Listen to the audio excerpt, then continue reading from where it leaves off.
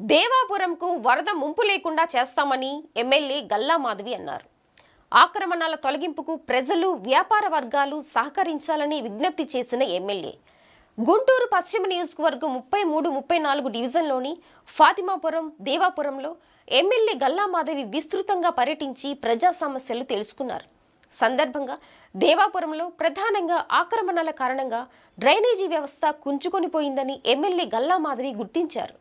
గతంలో ఈ ప్రాంతాల్లో తాను పర్యటించినప్పుడు కల్వర్టరు కృంగి పగుళ్లు ఏర్పడి ప్రమాదకరంగా తయారు అయ్యాయని, ఈ డ్రైనేజీ లైన్లోనే కేబుల్స్, పైప్ లైన్లు వెళ్లటం వల్ల నీటి ప్రవాహానికి అడ్డంకిగా మారాయని గుర్తించి ఇంజనీరింగ్ అధికారులతో మాట్లాడి వాటిని తొలగించేసి ఒక సరైన మార్గంలో ఏర్పాటు చేయడం జరిగిందన్నారు.